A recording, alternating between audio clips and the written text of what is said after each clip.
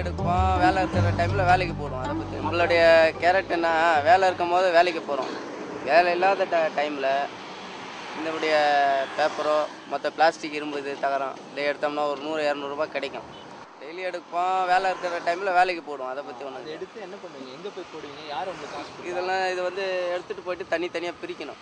சரி, அதாவது cover, plastic paper, பால் cover, இந்தமாரிலாம் தனித்தனி ஐட்டங்களை தனித்தனியாக பிரிக்கணும். பிரித்தா தான் அவங்க வந்து காசு கொடுப்பாங்க.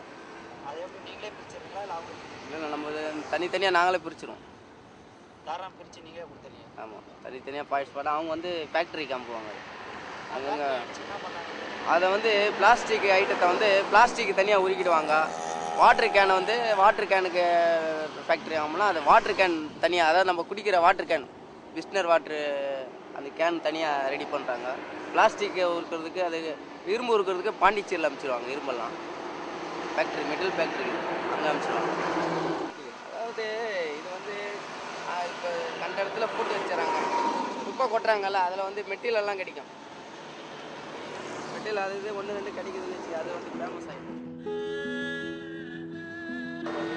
ஆமாங்க, 20 ஏக்கரா மேலே இருக்குது லாரிங்க. இப்போ வந்து உள்ளே கூட கொட்டுறாங்க, உள்ள குப்பை மேடு உள்ள ஃபுல்லாக கொட்டுறாங்க. அதில் வந்து மூட்டை மூட்டையாக போரா சாக்கில் வந்து மூட்டை மூட்டையாக வரும். சில ஐட்டங்கள் கூட மாட்டிக்கும்,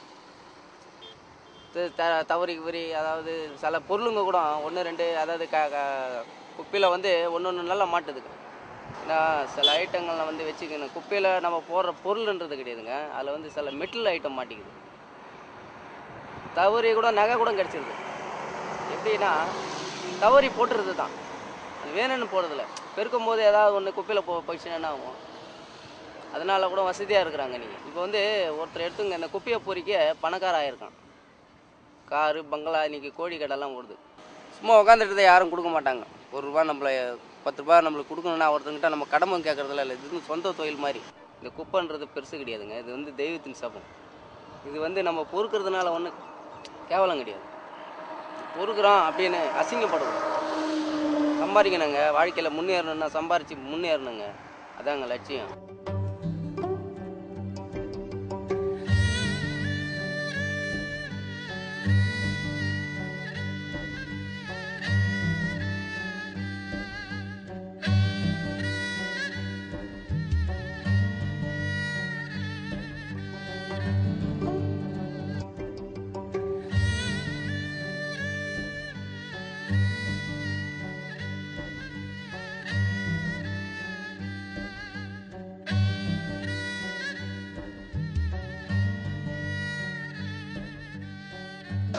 கோணி தோளில் போட்டு தெருவாக போவோம்.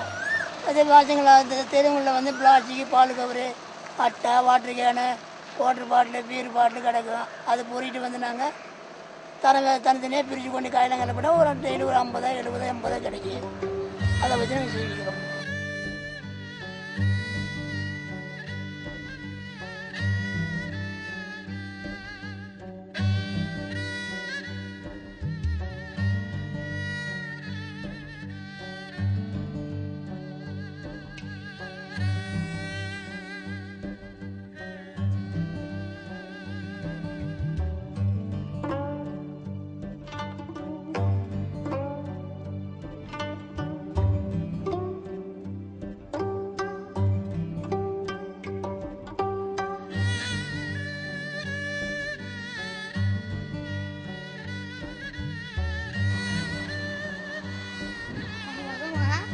ఎక్కడ నుంచి ఇక్కడ వస్తున్నావు?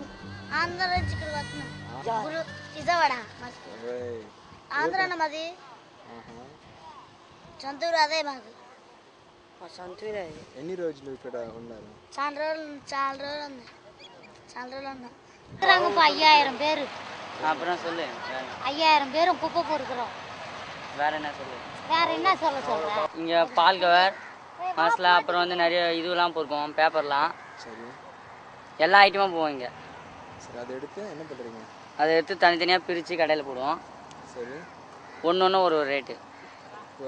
அப்புறம் இந்த புல்டோசர் இருக்குல்ல, புல்டோசர் தள்ளினா தான் எங்களுக்கு வந்து கிடைக்கும். புல்டோசர் தள்ளனா புரியல?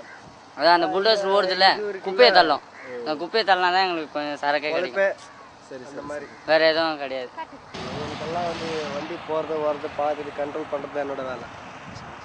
அதனால தான் வேறு கவர்மெண்ட் எம்ப்ளாயில் இருக்கிறதுனால அவங்களுக்கு எல்லாருக்கும் கொஞ்சம் இதுவாக சொல்லுவேன், இந்த இடத்துல கொட்டு, இந்த இடத்துல கொட்டு, இந்த இடத்துல வா, இப்படி போகாது, இப்படி போகாத, டயர் கொளுத்தக்கூடாது, டயர் கொளுத்துனா வியாதிக்கு வரும், அது உங்களுக்கு தான் எல்லாமே இதுவாகும்.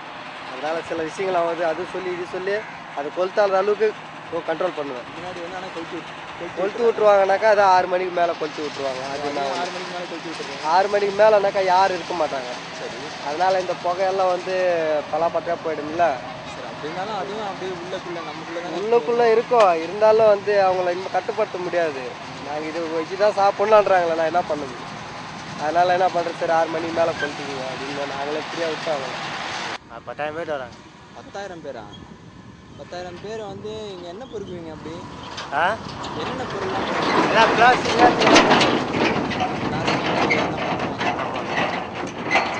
இந்த பக்கத்தில் இருக்க காலங்களில் போடுவோம். ஆமாம் போடுவோம். இதுதான் உங்கள் தொழில். ஆமாம். எத்தனை வருஷமாக பண்ணுறீங்க? நான் 8 வயசுல போடுவேன். 8 வயசுல நீங்கள் வரீங்க? ஆமாம். இப்போ அப்போலேருந்து இங்கே இதே மாதிரி தான் இருக்குது. ஆமாம். இந்த மாதிரி இருக்குது சிட்டிக்கு நடுவில் அசிங்கமாக பக்கத்தில் நாறுது, அதை பற்றிலாம் உங்களுக்கு கவலை இல்லை? எங்களுக்காக இல்லை. ஏன் உங்களுக்கு கவலை இல்லை? நாங்கள் இங்கே தானே பொறுக்கிறோம். நாங்கள் நாத்தானே பொறுக்கிறோம். சரி, நாங்கள் ஏன் கவலை பண்ணோம் நாற்றை பற்றி? ஓஹோ, சரி. ஒருவேளை இப்போ இங்கே கவர்மெண்ட் இங்கெல்லாம் குப்பையை கொட்டுறதை நிறுத்திடுச்சு, சரிங்களா? வேற எங்கேயாச்சும் கொட்டாலும் போவோம் நாங்கள். வேற எங்கேயா கொட்டினா போவீங்க? ஆமாம். மக்கள்லாம் திருந்தி அவங்க வந்து ரோட்லேயும் குப்பை போடுறது இல்லை, இந்த மாதிரி கொண்டாந்து சிட்டிக்கு குப்பை போடாமல் எப்படிங்க? இப்போ வீட்டை போய் குப்பை வரதான் செய்யும். சரி, அதெல்லாம் வந்து அப்படியே இப்போ தான் சுத்திகரிப்பு முறை அதான் பிரித்து குப்பை போடுங்க, நாங்கள் வந்து மறு சுத்திகரிப்பு செஞ்சு அதை வந்து நாங்கள் பயனுள்ள பொருளாக மாற்றி. அதெல்லாம் சும்மா அதெல்லாம் மாற்ற முடியாது. வந்து தானே இது குப்பை, அப்படியா? வாயில் தான் பேச முடியாது. அதெல்லாம் சும்மா அதெல்லாம் வந்து இப்படியே தான் இருக்குன்றீங்க? இப்படி தான் இருக்கும். சரி, சொல்லட்டுமா? ஓகேண்ணா.